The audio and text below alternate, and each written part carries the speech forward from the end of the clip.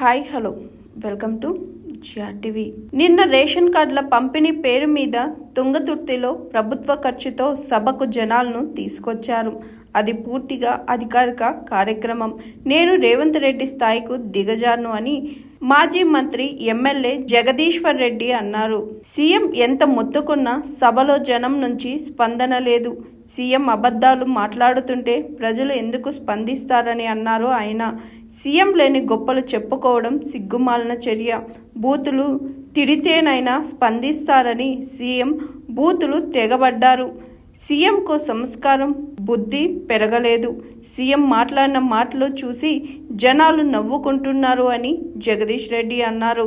నేను ఒక్కడినే ఉన్నా నల్గొండలో, గుర్తుపెట్టుకో, వచ్చే ఎన్నికల్లో కాంగ్రెస్ నుండి ఒక్కడిని కూడా రానివ్వనని జగదీష్ రెడ్డి అన్నారు.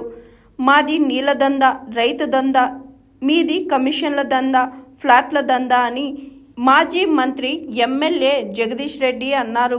ఒకటినే ఉన్నా ఉండ చేస్తా అక్కడ మళ్ళీ శాసనసభ రాకుండా చెప్పొచ్చిన ప్రతి ఒక్కటి చెప్పి చేసిన జానారెడ్డి గారు 50 ఏళ్ళు కదా నీకు ఇక్కడ రాజకీయ జీవితం ఇచ్చింది ఈ ప్రజలు, ఎందుకు రాలే మాకు ఈ నీళ్లు ఇవాళ వచ్చినాయి, ఎందుకు వచ్చినాయి కేసీఆర్ వచ్చిన తర్వాతనే అని చెప్పి మా రాజవరం ప్రజలు అడుగుతున్నారు. నా రాజవరం భూములు అడుగుతున్నాయి, నా ముదిమాణిక్యం మేజర్ భూములు అడుగుతున్నాయి, నా సూర్యపల్లి భూములు అడుగుతున్నాయి, నా జాన్పాడు భూములు అడుగుతున్నాయి, ఎక్కడికి పోయినా ఈ నీళ్లు ఇవాళ వస్తున్నాయి ఎన్ని రోజులు అని చెప్పి గట్ల నీళ్ళు ఇచ్చినాం.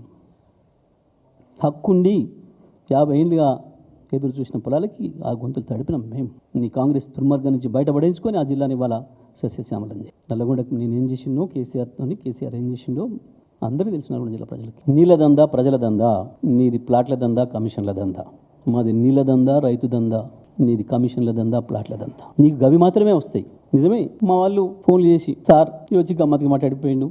అప్పుడు ఎందుకంటే మన ఊర్లల్లో వీధి భాగవతాలు చెప్పేటప్పుడు రామాయణాలు మహాభారతాలు మా ప్రాంతంలో ప్రజలకు చూపించడం బాగా అలవాటు. అంటే మన సాంస్కృతిక వారసత్వాన్ని చెప్పడానికి ప్రజల్లో లైవ్గా ఉంచడానికి ఆ కాలంలో అవి ఎన్నుకునేది. అవి మా తుంగతుర్తి ప్రాంతంలో మరి ఎక్కువ, ప్రతి ఊర్లో ప్రతి సంవత్సరం ఎండాకాలం ఉంటుంది. దాంట్లో అప్పుడప్పుడు మధ్యన ఏదైనా పాత్ర కొంచెం బోర్ కొడుతుంది, నిద్రపోతున్నారు ఎదురుగుండలు అనుకున్నప్పుడు మధ్యన ఒకడు వస్తాడు.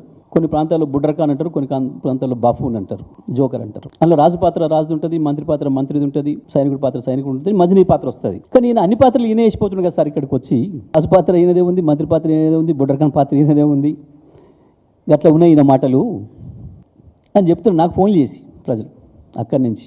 Hi, this is Swathi. Like చేయండి, షేర్ చేయండి, కమెంట్ చేయండి అండ్ సబ్స్క్రైబ్ చేయండి జిఆర్టీవీ.